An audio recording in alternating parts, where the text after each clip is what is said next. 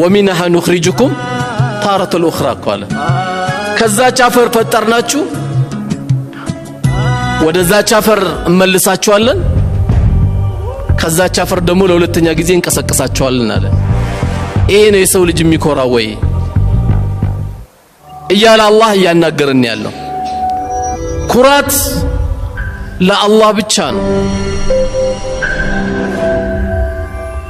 አልኢዙ ኢዛሪ ብሏል አላህ ልቅና ኩታይናት ብሏል አላህ ኩራት ለአላህ ብቻ የሚሰጥ ለዚህም ነው ነብዩ አለይሂ ሰላቱ ወሰለም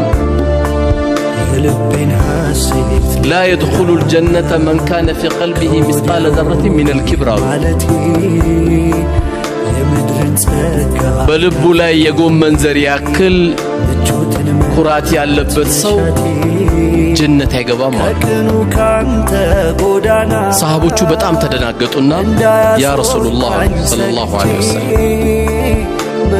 إن الرجل يحب أن يكون ثوب حسن ونعله حسن ሰውየው ቆንጆ ልብስ መልበስ ይፈልጋል ሰውየው ቆንጆ ጫማ መልበስ ይፈልጋል ይሄ ነው እንደ ኩራት አንቱ የአላህ መላእክተኛ ብሎ ጠይቋቸው ላ ያደለም ለዚህ እንደው ምን አሏቸው ኢነላህ ጀሚሉን يحب الجمال አሏቸው አላህ ቆንጆ ነው ቆንጆ ነገር ነው የሚወደው አሉት አላህ የሰጠን ጸጋ ማሳየት አላህ የሰጠን ውብ ነገር ማሳየት አላህ የሚወደው እንጂ አላህ የሚቆጣበት አይደለም ቆንጆ ገንዘብ ሰጥቶ ሁሌ ነጭ ሽሮ የምትበላ ከሆነ ትጠየቃለህ አንተ ለምን ስጋ ያልበላው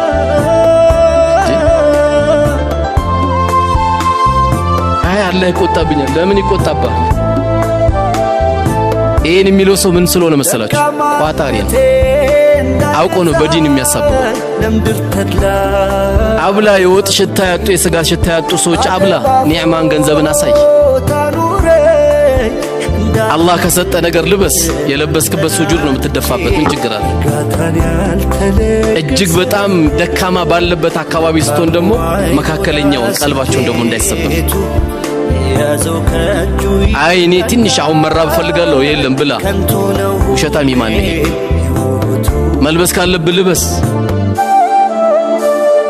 ጠረን ጓደኞች እንዳይከፉ ጥሩ ሽቶ ተቀባ አላህ ከሰጠ ተቀባ ካልሆነ ደግሞ ጥሩ ታጠብ የግድ ሽቶ አይጠበቅብህም ካላገኘ ጥሩ ታጠብ ሽታ ይኖራል አላህ ቆንጆ ነገር ነው የሚወድ ዝርክርክ ሆነ ደግሞ አትግባ ቤት ውስጥ ነቃ ብለህ ግባ ፈታ ብለህ ግባ እርግጥ ከመስጊድ የሚገቡ ባሎች አምሮ ነው የሚገቡት ለምን መብራት ይዞ ነው የሚገቡት ቤታቸው ኑር ነው ይዞ የሚገቡት አባት ከመስጊድ ሲገባ ኑር ነው ይዞ የሚገቡት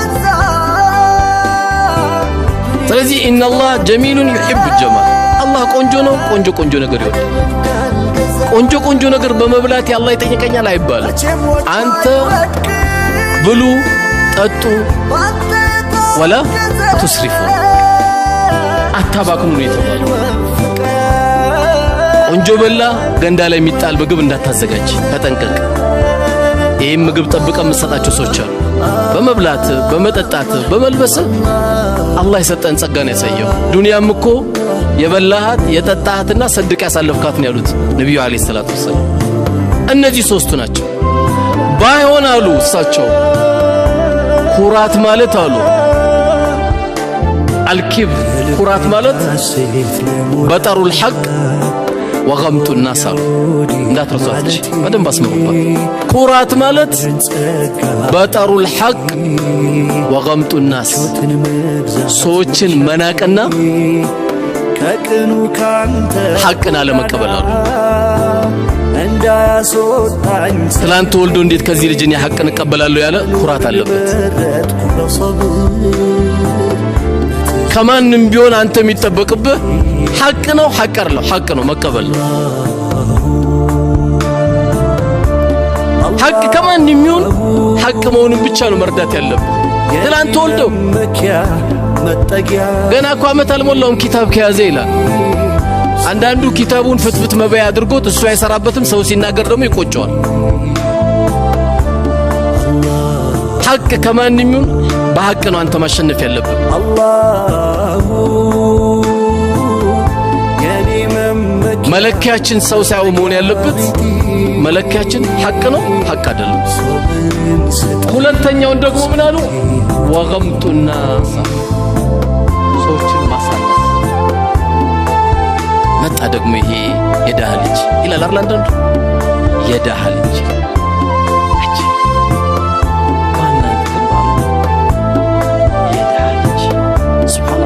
يا كالين مداك إن الله غني ونحن فقراء الله مريت لك وردت أنصار سنكو غني يونسو بتشالو فقراء كلها تشنو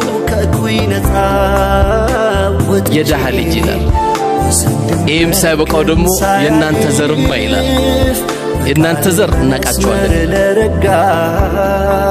አራት ወልዶባት ህይወቱን ተደስቶባት ሳላውቅ ነው ከእናንተ ቤት ዘር ውስጥ የገባሁት ይላታል አጂ ማን አንተ ማን የነገር ያንተን ዘር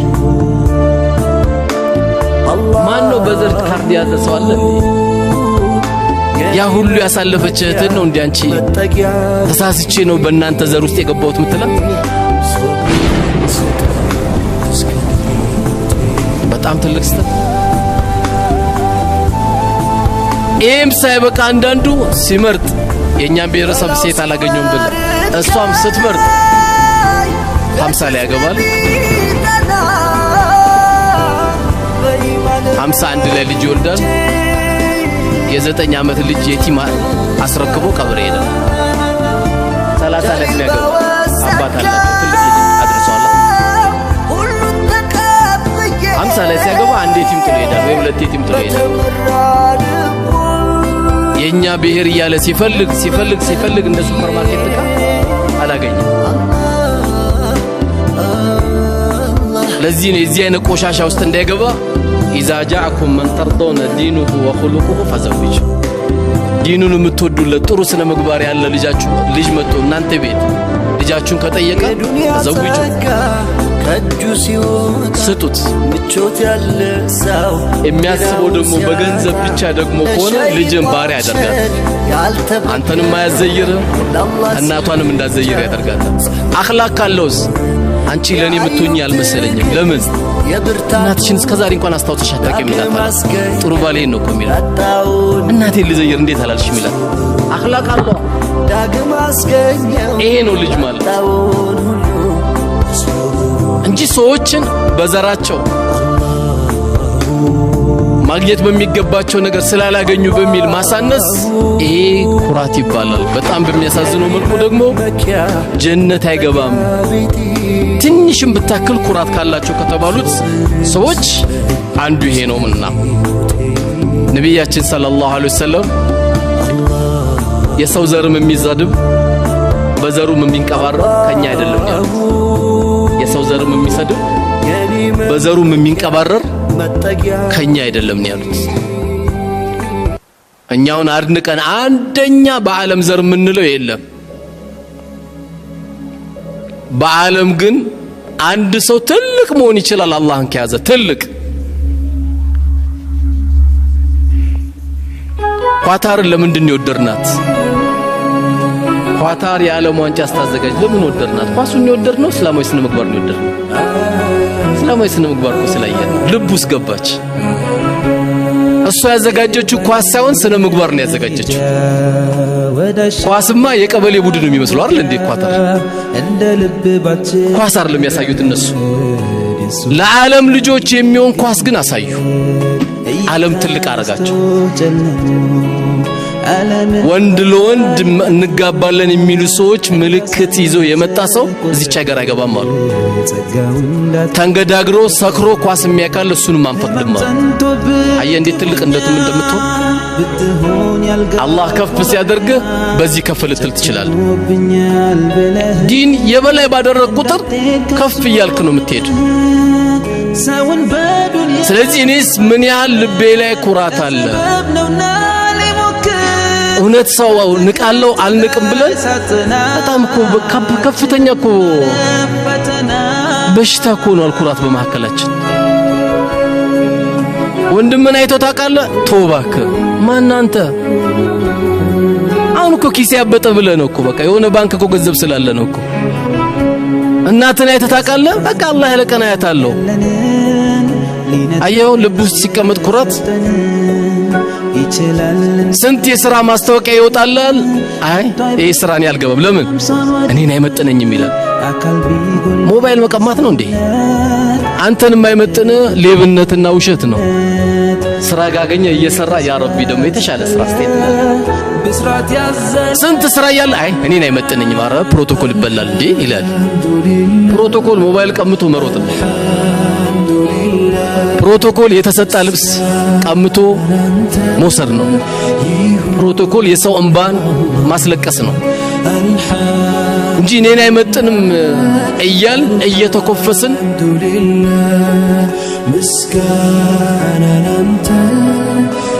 ሳታስበው 4 አይነት 5 አይነት 6 አይነት ምግብ ይቀርብልሃል። አንተውን በጣም የተንከባከቡ ይመስላል። ትንሽ ይዮንክን ያለው ውጣና ስራ። አንተ አንድ ደካማ ሰው ነህ። ዓለምን ያንበረከኩት ሞዴል የሆኑ ሰሃቦቹ መፍለጫ ይዘው ነበር እንጨት የሚፈልጡት የነበረው። መፍለጫ ይዘው እንጨት ቀረጣጥፈው ሰባብረው ይሸጡ ነበር። ማን ስለሆንክ ነው አንተ? እንደውም ወጣ ነው መስራት ያለብህ የአባትን ዱንያ እንዳታይ። ይሄ ትንሽ ያረጋል እንጂ ወላሂ ትልቅ ያረጋል። በራስ የምትበላው ሳንቲም ጣፋጭ ስለሆነ ስለዚህ በራሳችን ላይ ያለውን በተለይ እህቶች ምን አለው እያልሽ የምትንቂ እህቴ አምሮ ካለው ትልቅ ባለሀብት አግብተሻል። ምን አለው እያሉ እድሜያቸው ብዙ የሚሄዱ እህቶች አሉ። የማን ብሔረሰብ ነው እያለ በጣም የቆየ ወንድሜም አለ። የኩራት መገለጫዎቻችን ብዙ ናቸው። ሰፈር ለምን አትመጣም? አይኔ አልመጣም። ምን ነው እኛ ሰፈር እኮ እንዳለ ዳህ ይበዛሉ።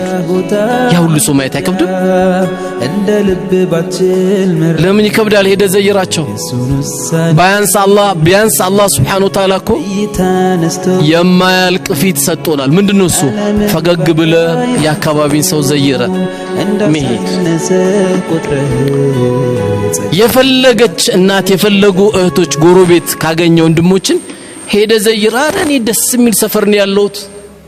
ሁሉም ግቢውን ነው የሚዘጋው።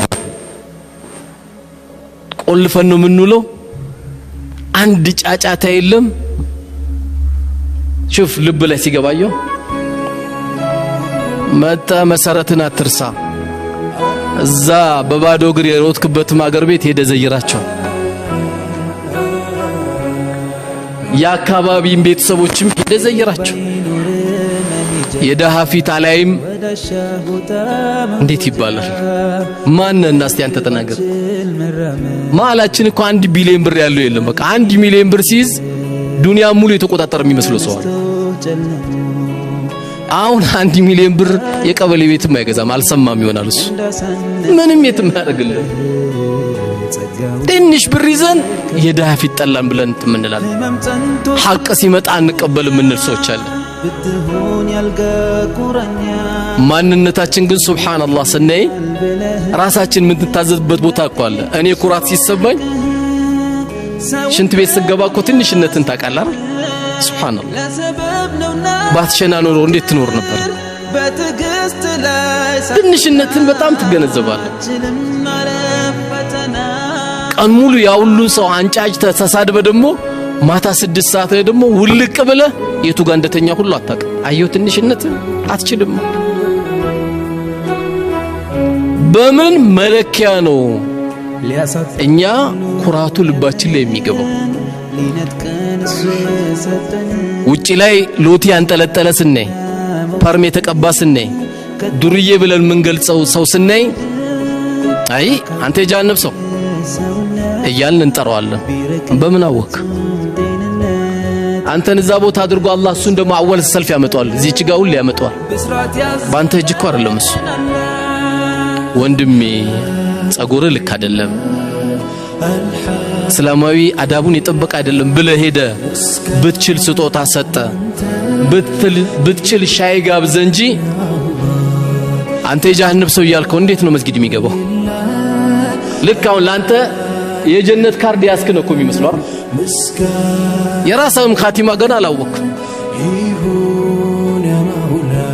ስለዚህ ወንድሞችን በመታይበት ጊዜ ረህመተኛ አዛኝ ነው መሆን ካንተ የሚጠበቀው እንጂ መኮፈሳችን ወንድሞችን ለመለወጥ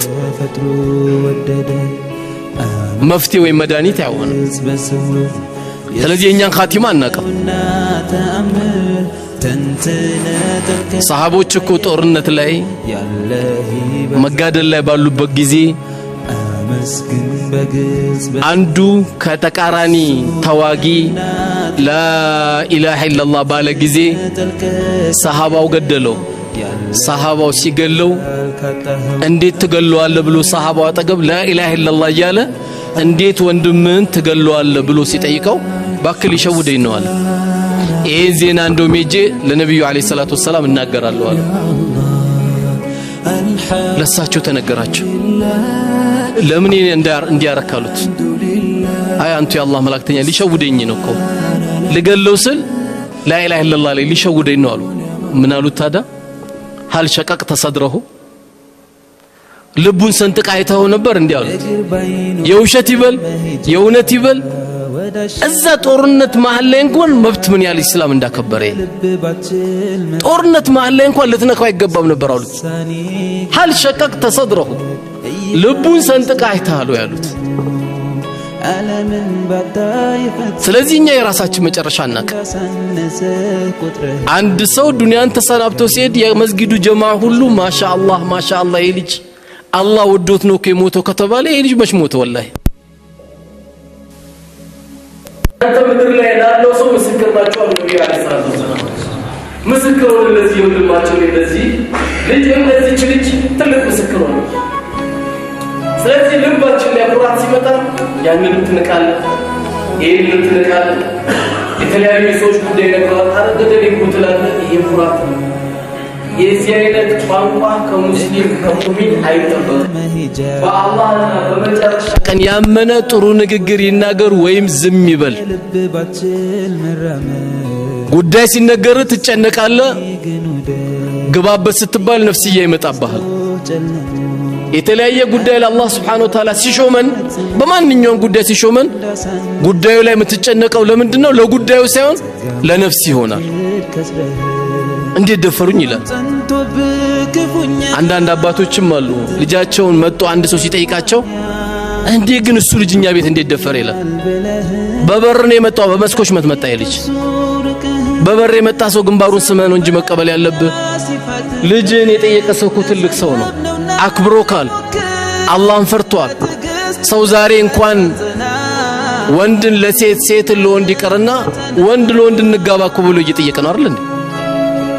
እንደገና ወደ እንስሳት መለወጥ አለብን ብሎ እንስሳቶች ራሱ እኮ ክልክል የሚያረጉት ነው። እንስሳቶች ወንድ የሆነ እንስሳ ወደ ሴት እንስሳ እንጂ ወንድ የሆነ እንስሳ ወደ ወንድ እንስሳ እንትን አይልም አይቀርብም።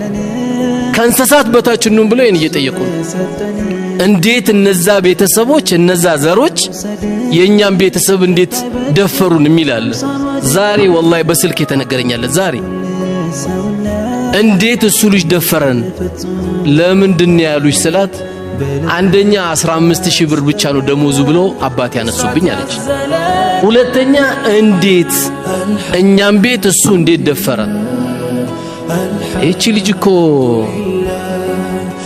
የጎመን ዘር ያክል ኢማን ልቧ ላይ ስላለ እንጂ እኮ አርግዛ መግባት አቅቷት እኮ አይደል። በርቺ አብሽሪ እኔ ጨርስልሻለሁ ጉዳይሽን ነው መባል ያለበት።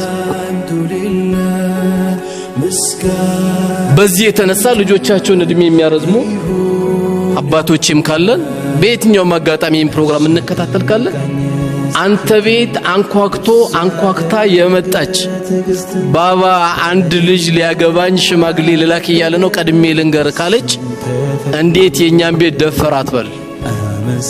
መሰረታችን ደግሞ አንርሳ። በአብዛኞቻችን በአንድ ክፍል ቤት ውስጥ ነው ያደግነው አይደል? 9 ሆነን ነው ያደግነው። እግራችን ውጪ አድሮን አይደል ያደግነው? አንድ ብርድ ልብስ ለ9 ለ7 አይደል እንዲያደግነው። ይሄ ሲጎትተ ያ ሲጎትተ በጫማ ጥፊ እየመታው በቦክስ እየመታው እየወሰርክ በእንዲህ አይደል እንዲያደግነው። እኛም ቤተሰብ ዛሬ 00 መኪና ስለያዝከ ነው እንዴ? ነገ ይቀበላል አላህ ከፈለገ። ሁሉም በሱ እጅ ነው። ኒስትሮ ለምን አይመጣም? አክብሮ ካለ አንተ ትልቅ ሰው ነው፣ ትንሽ ልጅ አይደለም። የኛ ዘር ሚል ካለ ነብዩ አለይሂ ሰላቱ ወሰለም የቁረይሽ ዘር ናቸው። በጣም የሚወዷት ልጃቸው ፋጢማ ናት። ለሷ ያስጠነቅቋት ምንድነው? ያ ፋጢመቱ ቢንቱ ሙሐመድ ሰሊኒ ማ ኡጢኪ ላ ኡግኒ አንኪ ሚን አላህ ሸይአ። አንቺ ሎግ ማረግ ያደረስኩሽ ልጄ ሆይ የፈለግሽውን ነገር ጠይቀኝ እሰጥሻለሁ፣ አላህ ዘንድ ግን ምንም አላደርግልሽም። አላህ ዘንድ ምንም አላደርግልሽም፣ የፈለግሽው ነገር እንዳባት ጠይቀኝ አደርግልሻለሁ አሉት። የቁረይሽ ዘር ናት እኮ ፋጢማ። ለምን አልተንቀባረችም? አላደረገችም። ዛሬ የኢማም ልጅ ከሆነ የሸኽ ልጅ ከሆነ የኛ ዘር የሚላል አይደል? አንዳንዴ የኛ ዘር እኮ የወልዮች ዘር ነው ይላል። የኛ የሸይጣን ዘር ነው እንዴ?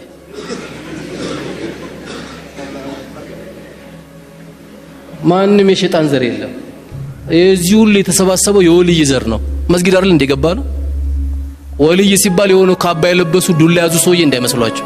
የሰገደ የሰዋቅ ያልበላ ነው ወልይ። ያለቀ ይሄ ሁሉ ወልይ ነው። የአላህ ወልይ ስለሆነ እዚህ ቤት የገባው።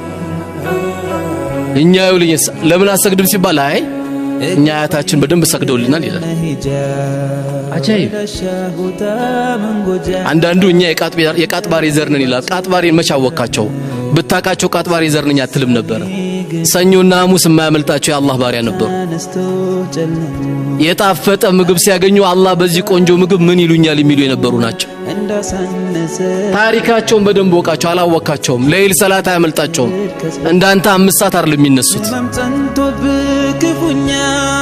የዚህ ዘር ነኝ መጀመሪያ ዋቃቸው እሳቸው ነው። እኔ ከድር ዘር ነኝ፣ እኔ የዚህ ዘር ነኝ። የለም ምንም አይጠቅመም። ላንተም ለኔም የሚጠቅመን አላህ እንደው ትንሽ ሰበብ አድርጎ የሚቀበለን ስራ ሰርተን መሄድ ብቻ ነው እንጂ የዚህ ዘር ነኝ የዛ ዘር ነኝ የለም። አብዱል ቃድር ጀላሊን ታሪኩን ብታይ የአላህ ባሪያ፣ ከድርን ብታይ ሱረቱል ዩሱፍ ላይ ሱረቱል ካፍ ላይ ታሪካቸው የተቀመጠ የአላህ ትልቅ ባሪያ። ሳዳ ሰው የምትወደውን ትከተለዋለህ እንጂ እሳቸው የማያውቁትን ልክ በኢሳ ላይ አለይሂ ሰላም እንደተፈጠረ ነው አይደል?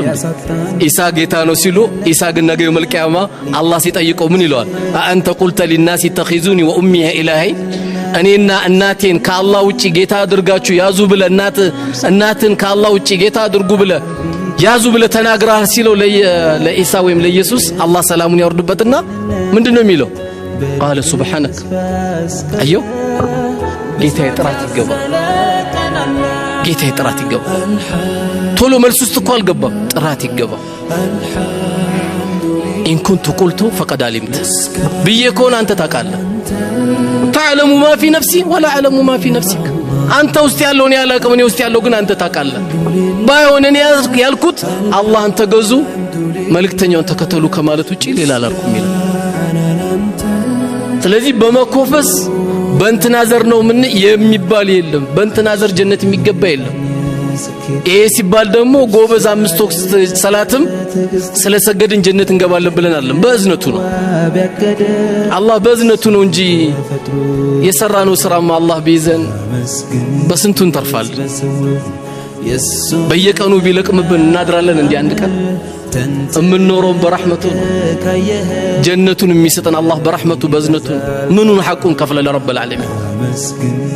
ይሄ ሁሉ ረህመት አውርዶልን ምኑን ልንከፍለው ነው እሱን ጀነት የምንጠይቀው? በዚህ ጌታዬ እንደው ስላዘዝከን እንሰግዳለን፣ ጀነቱን በአንተ ረህመት እንከጅላለን እንጂ ብዙ የሚጠበቅብን ሰዎች ስለሆነ።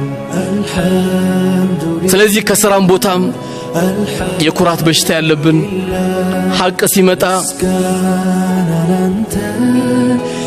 ነገ ጁምዓ እኮ እዚህ መስጊድ ላይ አሁን የቀራው ጻል ልጅ ኹጥባ ሊያደርግ ይችላል እኮ። አሁን ቁርአን የቀራው ጻል ልጅ ኹጥባ ሊያደርግ ይችላል። ማን ይከለክለዋል? አየው እስልምና ማንም አይከለክለው ቁርአን መቅራት ይችላል አይችልም ይخطባል አይخطብም ነው እንጂ የሚባለው ይሄ ህፃን ልጅ አይባልም እንዴት ከህፃን ልጅ ሐቅ ቀበላለሁ አይባልም ትላንት ከተወለደ ልጅ አይባልም ኩራት ያለበት ሰው ደግሞ አንድ ሐዲስ አያቅም መስማትም አይፈልግም መስጊድ ላይ የሆነ ነገር ሲሰማ ደግሞ ያንቀጠቅጠዋል በቃ ወባው ይነሳበታል ገና ሰላም አለይኩም ረህመቱላህ ሰላም አለይኩም ላጥ ብሎ ይወጣል አንድ ሐዲስ የለም መስጊድ ፕሮግራም ሲነገር ግን የሚያንቀጠቅጠው ሰው አለ ቁጭ ብሎ ለመከታተል ይቀርና አይከታተል ሸሩን እንኳን የማይቀንሳል ኩራት ከባድ በሽታ ከቀረበልህ ብላ ለዚህ ነው ነብዩ አለይሂ ሰላቱ ወሰለም የመጨረሻ ነው ሰላሰቱ ላ ይከሊሙ الله يوم القيامه ولا يزكيهم ولهم عذاب أليم ሶስት አይነት ሰዎች አላህ يوم القيامه በረህመት አይኑም አያያቸውም ከወንጀላቸውም አያጸዳቸውም ለነሱ ብርቱ ቅጣት አለባቸው አሉ የመጀመሪያው አንደኛው ከነዚህ ሶስት ውስጥ ማን ነው ሼኹ ዛኒ ነው የሽማግሌ ዝሙተኛ ስሜቱ በርዶለት ተስቢህ ተህሊል ተህሚድ አድርጎ ወደ ቂብላ ዞሮ የመስጊዱ ውበት የሽማግሌ ውበት መሆን ሲገባው ከዚያ አጸያፊ ነገር ያልወጣ የሽማግሌ ዝሙተኛ ከማያጸዳቸው ሰዎች አንዱ ይሄ ነው ሁለተኛ ደግሞ ወዓይሉ ሙስተክቢር የዳህ ኮራተኛ ለምን የዳህ ኮራተኛ ተባለ ለኩራቱ መነሻ የለውማ ብላ አረ والله አሁን በልቻለሁ አፍንጫው እኮ ተጣሟል ቆረቦት አሁን ተግቢያለሁ والله አሁን ይላል ምንም የለም እኮ ኩራት ወጥር አርጎት ስራ ይገኛል አይ ከነዚህ ልጆች ጋር እንኳን መቀላቀል አያስፈልግም አይ ስራው ቢቀርብኝ ይሻላል አይ አልገባም እዚህ አይነት ቦታ ስራ ይላል ሰርግ ይጠራል አረ ምን ብዬ ነው የሚሄደው ደግሞ ከነዛ ጋር ልቀላቀል ማን አንተ አሁን ከየቱ ጋር አንተ ያለው የለም እኮ ምድር ላይ የለም ካልተቀላቀልክ ካልሰራ ካልበላ ካልሰገድክ ወንድሞች ጋር ካልተገናኘ የለም እኮ አንተ ከሁሉም የለም ይሄ ሁለተኛው ሰው ነው ሶስተኛ ደግሞ ውሸታም መሪ ወይም ውሸታም ንጉሶች አንድ ንብረተሰብ የሚያገለግሉ ውሸታም መሪዎች እቺ ዓለም እንዴት እንዳለች እንደምታዩት በሚገርም ሁኔታ ነው ያለው የተለያየ ነገር እናረጋለን ይሏል የለም ይሄ እንግዲህ ያው እናንተ በደንብ ታውቁታላችሁ እኔ ካብራራውት ያው ለሁለተኛ ጊዜ ቂሊንጦ ታስገቡኛላችሁ አጠቃላይ ግን ሶስት አይነት ሰዎች አላህ በረህመቱ ማያቸው ወንጀል ማያጸዳቸው ቅጣታቸው ብርቱ የሆነባቸው ሰዎች የዳህ ኮራተኛ የሽማግሌ ዝሙተኛ የመሪ ውሸታም መሪ ሆኖ ውሸታም ልጆችን ማስለመድ ያለበት ባባ ጧት ስትወጣ ኮንትን ገዛላለሁ ብለይ ነበር ስትባል ልጄ አላህ ላለው እንበል والله ልገዛልህ ለምን ትለዋለህ አላህ ላለው ልጅ በቃ ከዚህ ያስለምደው እሱም የሆነ ቦታ ተጠርቶ ሲጠይቅ አላህ ላለው ማለት ይጀምራል አደገ ማለት ነው ገብቷል በዚህ ነው ልጅ ማሳደግ ያለው ስለዚህ ኩራት የሚባለው ነገር በማህበረሰባችን እንዳንቀራረብ ኒካ እንዳይተሳሰር አንዱ ዘር ከአንዱ ዘር እንዳይተዋወቅ ያደረገን ኩራት ነውና አላህ Subhanahu Wa Ta'ala እኔንም እናንተንም ከኩራት አላህ ይጠብቀን ሐቅን ከሚቀበሉ ሰዎች አላህ ያድርገን ልቦናችን ከማንም ይሁን ከምንም ለሐቅ ነገር ምንንበረከክ ሰዎች አላህ ያድርገን ዓለም الاسلام ካለበት ውጥንቅጥ አላህ ይድረስለት አላህ ይድረስላችሁ ሕፃን ሳይሉ ሴት ሳይሉ ለሚያርዱ ለሚገሉ ሁሉ አላህ ይበቀላቸው አላህ ይበቀላቸው የሞቱትንም የሸሂድ ደረጃ አላህ ይስጣቸው። እኛም ዝም ብላችኋል ብሎ አላህ ከሱ ቁጣ አላህ ይጠብቀን። ወንድሞቻችን አላህ ይድረስላቸው። የተበደለ ሁሉ አላህ ይድረስለት፣ ከመበደልም አላህ ይጠብቀን። አንድም ሰው ዱንያ ላይ ስንኖር ሳያዝንብን ከአላህ ጋር የምንገናኝ አላህ ያርገን። አላህ ይድረስላቸው። ቢያንስ ዓለም ጭንቅ ላይ ያለችው እጃችን አውጥተን ያ ረቢ ፈርጃቸውን በል እስቲ ከፍ አርግጀን አላህ ይፈርጃቸው። አላህ ይድረስላቸው። አላህ ይድረስላቸው። اللهم انصر الإسلام والمسلمين اللهم انصرهم اللهم انصرهم اللهم انصرهم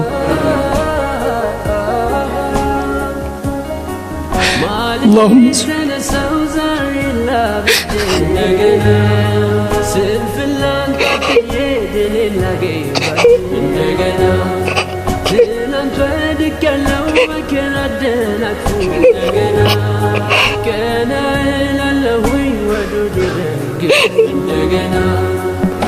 اللهم انصر الإسلام والمسلمين اللهم أنت ترى أحوالهم قتلوا النساء وقتلوا الصبيان وحرقوا بيوتهم اللهم أحرقهم اللهم زلزلهم اللهم زلزلهم اللهم انصر إخواننا المستضعفين في فلسطين اللهم انصر الإسلام والمسلمين في فلسطين اللهم انصرهم اللهم انصرهم اللهم انصرهم اللهم أنت ترى أحوالهم اللهم أنت ترى أحوالهم اللهم انصر دينك وكتابك وسنة نبيك يا رب العالمين اللهم انصر من نصر الدين واخذلهم من خذل الدين اللهم أرنا عجائب وقدرتك اللهم أرنا عجائب وقدرتك اللهم أرنا عجائب وقدرتك يا أكرم الأكرمين